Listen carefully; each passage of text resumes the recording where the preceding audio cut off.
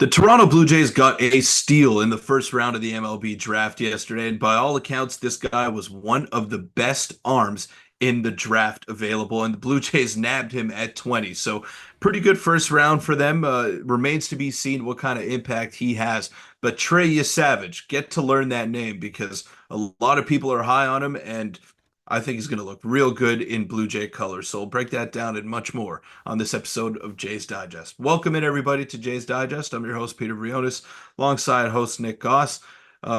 Shout out to Nick, where he is in parts unknown and on a cruise right now. Nick, I hope you're having a good time. But the Jays had a good time yesterday at the MLB draft because every scout, every voice that I've been hearing talking about Trey Yesavage are really high on the guy, and they think he's going to be a really good arm at the next level. Just to give you a quick 401 on the guy, he won the AAC Pitcher of the Year. He was really good in college with Eastern Carolina, I believe, the Pirates, if I'm not mistaken, and he just had a really nice college career. Good stuff, mid 90s fastball. He's got a good slider on him and four pitch mix as well. So he's a more advanced prospect. He's not some high school arm that they're taking a gamble on. And Nick, I thought they were going to go with a bat yesterday in the first round, but I didn't know if Trey Savage would be available to them that late, and he was. So I think they just took the best player available, and it might work out pretty well for them.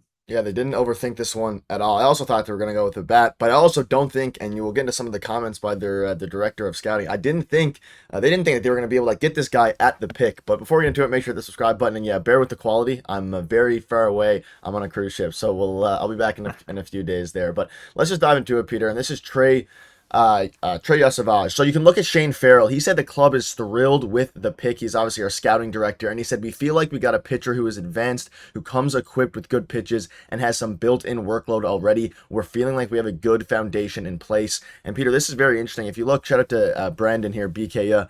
Where he ranked in the top 20 according to basically every prospect grading system pre-draft was within the top 15, some of them being pipeline in Baseball America as high as 11, and the Blue Jays got him at 20th overall. And they picked a college pitcher, obviously.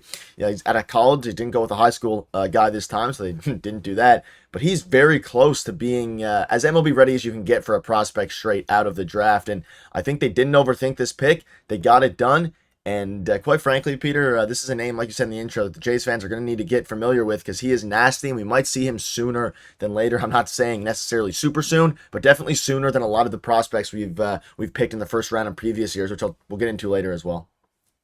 Yeah, and let's take a look at some other prospects that were picked in the first round. Some notable college guys like Paul Skeens.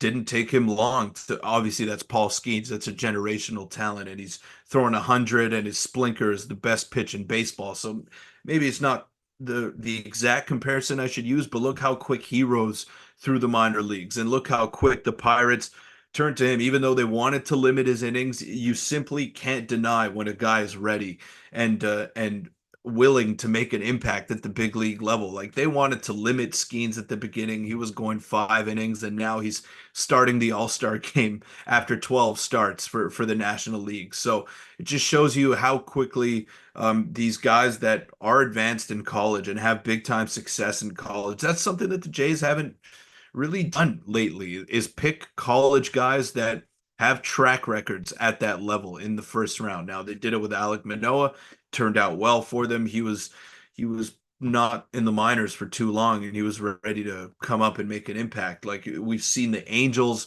call up guys that they drafted that same exact year. So I'm not saying the Blue Jays are going to do that with Trey Savage, but I believe that he's someone that we'll see probably within a year or a year and a half from now if he can stay healthy. And I think that's a really positive sign because the Blue Jays haven't shown the willingness to blow it up completely. And picking a guy like this who is more MLB ready, who maybe doesn't have too much more development left to be had in him, I think that's a good sign, and he's really good. He was dominant at the college level. The stuff speaks for itself, and the numbers speak for themselves as well. I think he's going to come in and make an impact a lot sooner than a lot of other first round picks that the Blue Jays have had in previous years. Yeah, and you can see here he was ranked 10 to 20 in most spots, 6'4", mid-90s heater, slider, curve, splitter. Really good K to walk rate, and he's improved a lot over the past couple of years. And there obviously is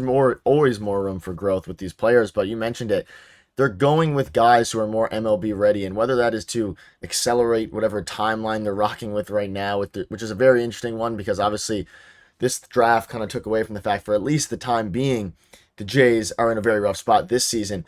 But Peter, every single now again, I'm in Jay's Twitter, so I'm sure there's some people who don't like the pick, but most scouts seem to really like this pick at 20th overall. They had another scout up there, not a scout, but a guy who's into the drafts, Ben Badler. He said the Jays got a top 10 talent towards the back of the first round. He was 11-1 with a 2.02 ERA with a near or sub 1 WHIP. Like, the guy is elite, at least 40% K rate. Too. Yeah, he's striking out 40% of the batters that he's facing, and I know it's a different level, Nick, than Major League Baseball, but that's elite. It doesn't matter where you're playing, right?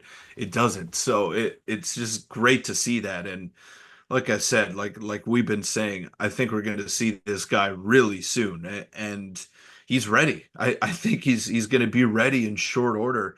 And the Blue Jays need help wherever they can get it. So yeah, I don't know if it aligns with their timeline because they picked Namala last year and they picked Barriera the year before that. So what exactly is the direction here? Are you picking high schoolers in the first round, or do you want guys that are going to be on your major league ball club within a year from now? I don't know. I don't know what they're doing, but I like this pick. I think it was a safe pick and the right pick to make at number 20. And I couldn't believe that he was available. I didn't know too much about him before the draft, but seeing all the pre-prospect rankings and seeing how well he performed in college, I think this was a no-brainer, and the Blue Jays did well here. Yeah, while you're watching the draft, you're like, okay, let's hope they can get him. And I want to touch on this before we wrap up, Peter. These are the Jays' first-round picks since 2016, and really bad. Like, you're looking at TJ Zoik, negative WAR. Remember the TJ Zoik days. Logan Warmoth, nothing. Nate Pearson, negative .9 WAR. He's starting to find himself a little tiny bit, but